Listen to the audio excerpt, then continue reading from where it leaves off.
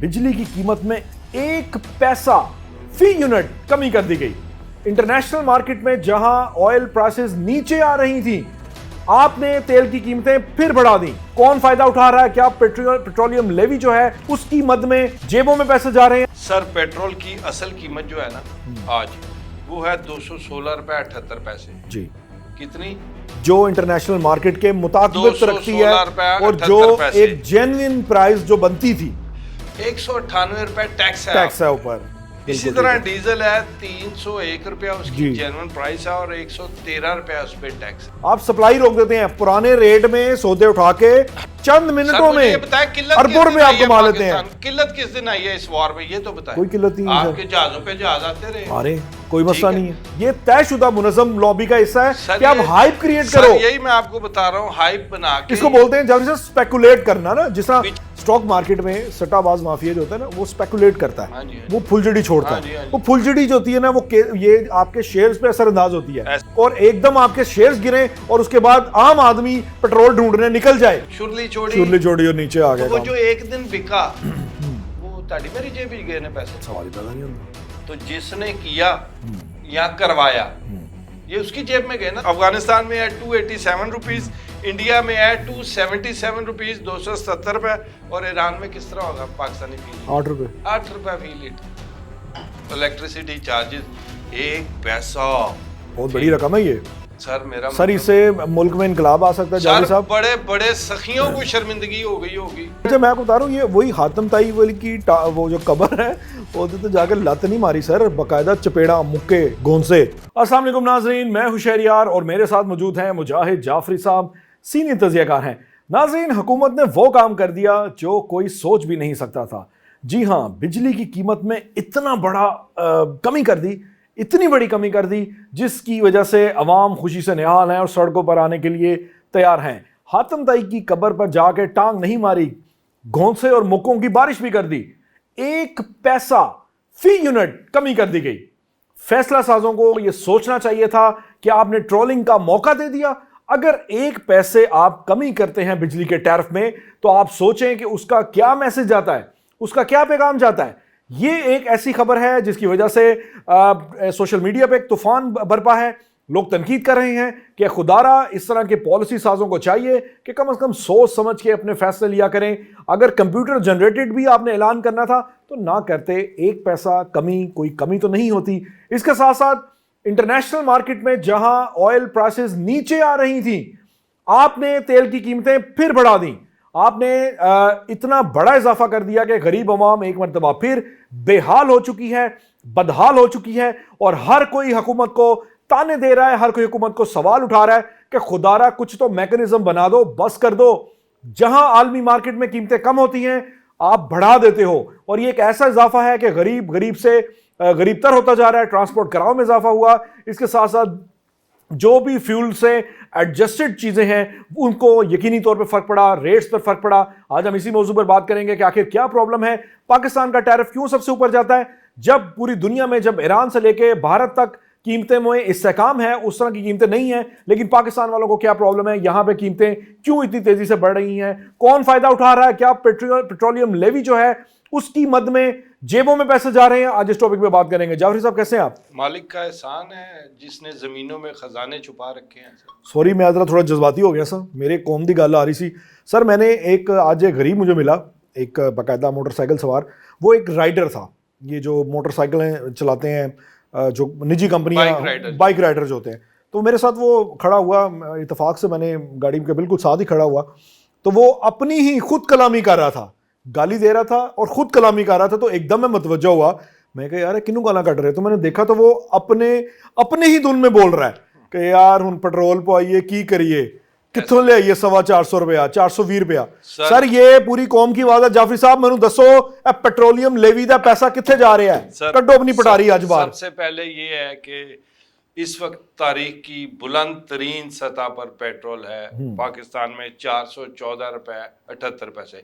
बिकना है 415-16 ही है, 16 कम से कम डाल के उन्होंने अपना पेट्रोल पंप 1-1 रुपए की उन्होंने डंडी मारनी होती है। हाँ जी, 1-2 रुपए की डंडी मारनी होती है। जितना आप नॉर्थ में जाते जाएंगे ऊपर उतने डंडी बढ़ती जाएगी, वो उसमें किराया डलता है। सर पेट्रोल की असल कीमत जो है ना आज वो है 216 रुपए 78 पैसे। जी, कितनी? जो इंटरनेशनल मार्केट के मुताबिक रखती है 216 रुपए और 78 जो पैसे। एक जेन्युइन प्राइस जो बनती थी 216 रुपए 78 पैसे नहीं 16 नहीं 216 रुपए 78 पैसे। 198 रुपए टैक्स है टैक्स है ऊपर। इसी बिल्कुल तरह ठीक है। डीजल है 301 रुपया उसकी जी। जेन्युइन प्राइस है और 113 रुपया उस पर टैक्स है। अब आप ये देखें कि ये आप पहले ये डिस्कस कर लें कि टैक्स कौन कौन सा इसमें लगा, फिर बाकी गुफ्तगू सर। करते हैं। पेट्रोल में जो लेवीज है वो है 117 रुपए 42 पैसे जी। Petrol levy. फिर आ जाता है सर फी लीटर प्रीमियम, वो 29 रुपए है। 22 रुपए 74 पैसे है कस्टम ड्यूटी। 8 रुपए 64 पैसे है मुनाफा तेल ਜਿਹੜਾ ਉਹਨਾਂ के ਤੁਸੀਂ ਇੰਨਾ नहीं कमाते, वो बहुत कमाते हैं लेकिन जो लिखा पड़ा है। हाँ। फिर है 7 रुपए 87 पैसे डिस्ट्रीब्यूशन मार्जिन। फिर है 7 रुपए 25 पैसे फ्रेड मार्जिन। फिर है 2 रुपए 50 पैसे क्लाइमेट सपोर्ट। हाँ, क्लाइमेट सपोर्ट, ठीक है ये सर? बहुत इंपॉर्टेंट है सर। ठीक है जी, जी। फिर उसके बाद अब आप डीजल पे आ जाए। अच्छा सर, मैं आप कथा कलामी की माजरत ਇਹ ਜਿਹੜੇ ਇੰਨੀ ਤੋਂ ਵੱਡੀ ਜੀ ਲਿਸਟ ਕੱਢੀ ਹੈ ਇਹਦੇ ਚ 5-6 ਹੋਰ ਵੀ ਪਾ ਲਓ। सर पालन है यूएस ईरान मुज़ाकरात यूएस मुज़ाकरात ਉਹਦਾ ਖਰਚਾ ਹੋ ਰਿਹਾ ਹੈ, ਉਹ ਵੀ ਪਾ ਦਿਓ सर वो भी पढ़ना सर। चाहिए। जरूरी है, देख लो ना, अगर नहीं करोगे तो वैसे फिर वो पढ़ा हुआ मैं आपको भी अच्छा, दिखा रहा हूँ। फिर डीजल में है 42 रुपए 60 पैसे लेवीज है, 2 रुपए 50 पैसे आपका फेवरेट क्लाइमेट वाला। हाँ जी जी जी। स्पोर्ट। 32 रुपए 48 पैसे कस्टम ड्यूटी है। ओके। 8 रुपए 91 पैसे है आ गया जेड़ा तुसी के समुद्री नुकसान। समुद्री नुकसान, आए हाय अल्लाह ताड़ा वही भला आ करे। गया ना सर? जी वही आ गया, बिल्कुल सही है। समुद्री नुकसान 2 रुपए 95 पैसे एक्सचेंज एडजस्टमेंट। ओह अच्छा। 7 रुपए 76 पैसे फ्रेड मार्जिन। ओके। 7 रुपए 87 पैसे डिस्ट्रीब्यूशन मार्जिन। 8 रुपए 64 पैसे मालक दे मुनाफे दे। सो ये कुल मिला के 198 रुपए 10 पैसे पेट्रोल में टैक्स है और 113 रुपए 71 पैसे डीजल में टैक्स है। अब मुझे ये बताएं कि आप 198 रुपए टैक्स दे रहे हैं, ठीक है जाफरी साहब, ये तो हो गया जो हर हफ्ते माफिया फायदा उठाता है, उसका हिसाब कौन देगा? सर जी मेरी बात सुने, आपको पता चल जाता है कि कीमतों में इस्तेकाम नहीं है, कीमतें बढ़नी है, आप सप्लाई रोक देते हैं बॉस, आप सप्लाई रोक देते हैं। पुराने रेट में सौदे उठा के, पुराने रेट्स के फ्यूल आप उठा के चंद मिनटों में अरबों रुपए आप कमा लेते हैं। किल्लत किस दिन आई है इस वॉर में, ये तो बताएं। कोई किल्लत नहीं है आपके जहाजों पे जहाज आते रहे, अरे कोई मसला नहीं है सर। ये माहौल ऐसा बनाते हैं, ये माहौल ऐसा बनाते हैं कि उसमें से हर बंदा फायदा उठा सके। अच्छा, इसमें जाफरी साहब एक बड़ा अहम नुकता है जो मैं आपको डिस्कस करना चाहता हूं। आपको याद होगा जब जंग शुरू हुई थी, पेट्रोलियम डीलर्स एसोसिएशन के रहनुमा ने प्रेस कॉन्फ्रेंस की थी। उसके बाद कंटेनर्स एसोसिएशन का रहनुमा एक आ गया था, उसने भी बाबा जी ने प्रेस कॉन्फ्रेंस की थी। उन्होंने कहा, पहला सवाल था, देखें जी मुल्क में किल्लत हो सकती है, सूरत हाल बहुत ख़राब हो सकती है, हम मजबूर हो जाएंगे, ट्रांसपोर्टेशन नहीं कर पाएंगे। अल्लाह ताड़ा भला करे, कौन इन्होंने इजाज़त देता है कि तुसी टीवी ते आके कैमरे ला के प्रेस कॉन्फ्रेंस करो, उसके बाद आप एक हाइप बनाओ।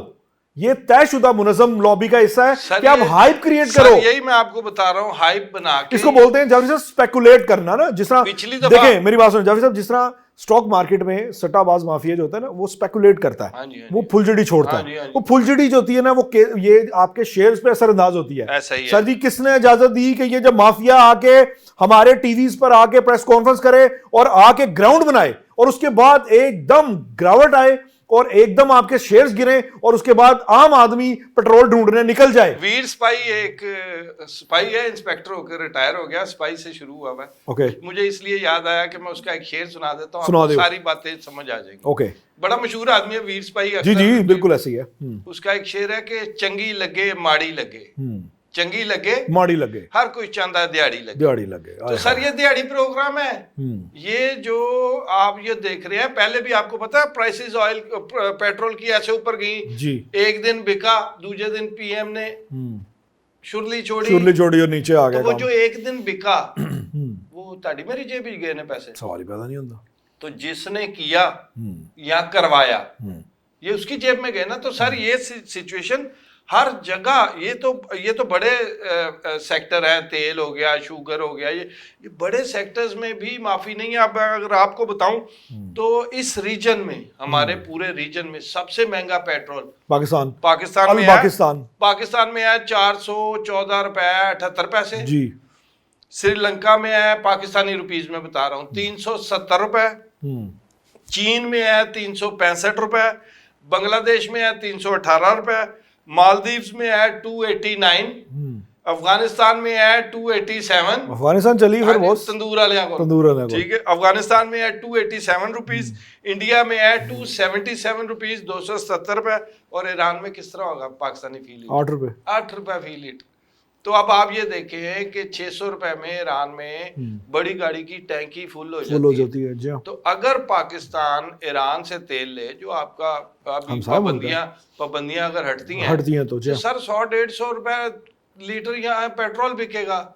अभी तो जहां ये जा रहा है, ये सब्जी, गोश्त, आटा, दाल, पब्लिक ट्रांसपोर्ट, जो बच्चे सुबह स्कूल कॉलेज जाते हैं, उनके पैसे बढ़ गए हैं, वैन्स के किराए बढ़े, रिक्शों के किराए बढ़े, जो जितने इसमें सेक्टर साथ जुड़े, कौन सा सेक्टर नहीं है? तुसी नहीं आंदे सर, लग पते जांदे ने उनते, ठीक है ना। तो आपको भी पेट्रोल फेस करना पड़ता है, हर उस बंदे को जो फेस करना पड़ता है जो यहाँ रह रहा है। अगर उसने साइकिल रखी हुई है ना, वो उसकी भी जान नहीं छूटेगी।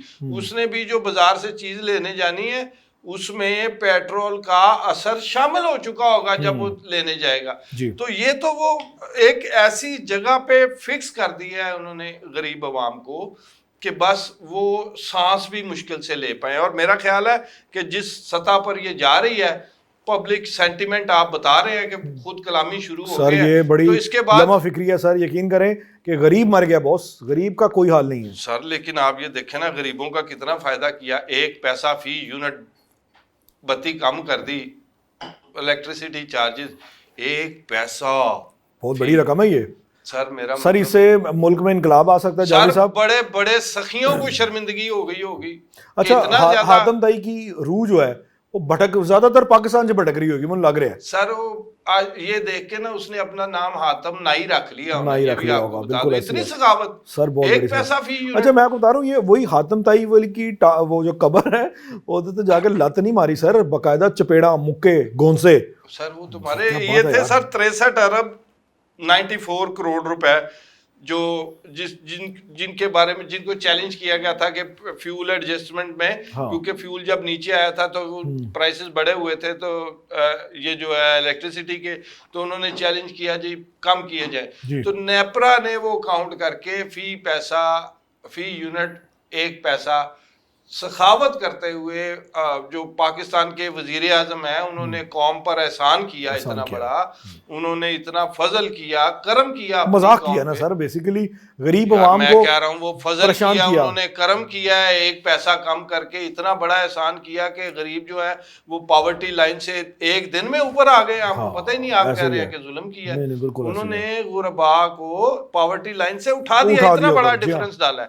तो सर, ऐसे इकदाम करना, अपनी हुकूमत को शर्मिंदा करवाना, गरीबों के दिलों में, जिसको नहीं भी बुरा लगता ना, उन भी दसोगे ना यार 1 पैसा कट गया, गाल जरूर कटेगा सर, बिल्कुल है जी। ऐसे ही है ना। इवन सर नून लीग का जो पक्का सपोर्टर है सर, वो भी परेशान है, वो भी कह रहे हैं मैं उनकी करा दसो मैनू।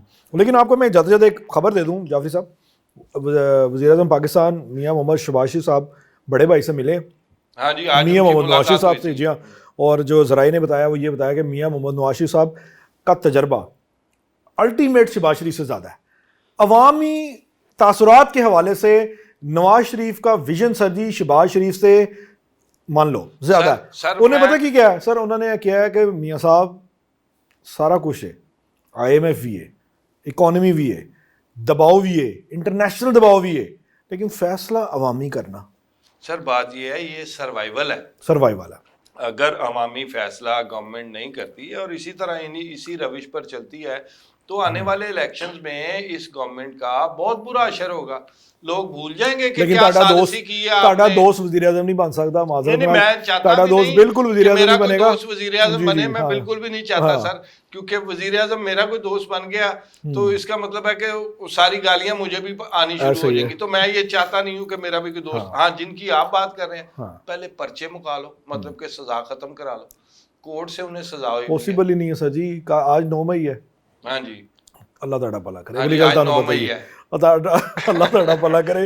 वो आप जो मर्जी कर लें वो बहुत पॉसिबल नहीं है सर। उसकी वजह ये कि रेड लाइन क्रॉस हो गई थी जाफरी साहब। देखें माजी में नून लीग ने भी बड़ी मज़ामत की हुई है, जरदारी साहब ने कितनी लंबी जेल काटी है, मज़ामत की है, लेकिन सर कभी इंज नहीं होया कोर कमांडर हाउस जाके तुसीं धावा बोल दो, तुसीं GHQ हमला कर दो, ਇਹ कभी नहीं होया सी जाफरी साहब। सर ये रेड लाइन थी सर, इस रेड लाइन के बाद फाइनल कॉल, एहतजाज लाहौर बंद करने की कॉल, पाकिस्तान बंद करने की कॉल, गली मोहल्लों की कॉल, हर जगह सिविल नाफरमानी की तहरीक। सर जी ये रेड लाइन थी जाफरी सर, साहब। ये इसके बाद वजीर आजम नहीं बनते के तुसी। साथ ये रेड लाइन क्रॉस करवाने में भी तो इन्हीं का ही हाथ था ना। जनरल फैज कौन था?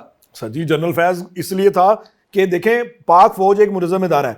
आप देखें फैज साहब के साथ क्या सलूक हुआ, कोर्ट मार्शल हो गया कोर्ट ना? मार्शल हो गया। हाँ जी। तो सर जी फौज एक मुनज़्ज़म इदारा है, फौज की प्रोफेशनलिज्म में अगर एक आधी काली भेड़ आ गई उसकी माफी कोई नहीं सर जी। सर, फौज की देखें- यही प्रोफेशनलिज्म है। देखें, आप दुरुस्त फरमा रहे हैं, दुनिया की हर फौज में स्पाइस जाते हैं, मुख्तलिफ स्पाई घुसते हैं, इसमें कोई वो बड़ी बात नहीं है। अमेरिका की फौज में भी होंगे, पाकिस्तान की फौज में भी पकड़े भी जाते रहे हैं लोग, आपके सामने ही हैं, इंडियन फौज में भी होंगे। असल बात होती है कि पॉलिटिसाइज करना अपने मुल्क को। तो जनरल बाजवा ने जो पॉलिटिसाइज किया है ना हमारे मुल्क, फैज का भी ना ले लो, चलो जनरल फैज कर लो, इको जोड़ी सी ना सर, 1+1 नहीं ट्राइका कर लो, तीजा भी ਤੁਹਾਡਾ लीडर भी ना लीडर तो इस्तेमाल हो रहा था सर। हाँ लीडर बहुत मासूम था, उसको पता ही नहीं था क्या हो रहा है। मासूम की बात नहीं है। जी जी जब आप, मैं फिर किस दिन खोलूंगा सर 10 साल मंसूबा था जाफरी साहब, 10 साल साला मंसूबा था, सी बिल्कुल था। कि रजीम पूरी चलेगी, ट्राइका चलेगा, एक्सटेंशन भी होएगी, पूरा हम रल मिल के मुल्क खावांगे। चीफ भी बनने के चक्कर में था। ये सारी बातें अपनी जगह दुरुस्त है, लेकिन अर्ज ये है कि जब आपको ये गवर्नमेंट या आपको एक इदारा जो आपको सपोर्ट कर रहा होता है, आप उसी को पॉलिटिसाइज करते हैं ना, तो उस इदारे की जड़ें काट रहे होते हैं और पॉलिटिकल सिस्टम के लिए भी इंतहाई खतरनाक काम कर रहे हैं। इमरान इस्माइल बड़े करता धरता थे PTI के, एक टीवी इंटरव्यू बड़ा वायरल हुआ, उन्होंने इसमें इतराफ़ किया, कहते एक फ़ाइल आई है, स्टील मिल लगनी थी कहीं, वो वज़ीर आज़म के पाकिस्तान के पास फ़ाइल आई है, वज़ीर आज़म ने फ़ाइल देखी, उन्होंने साइड पर रख दी।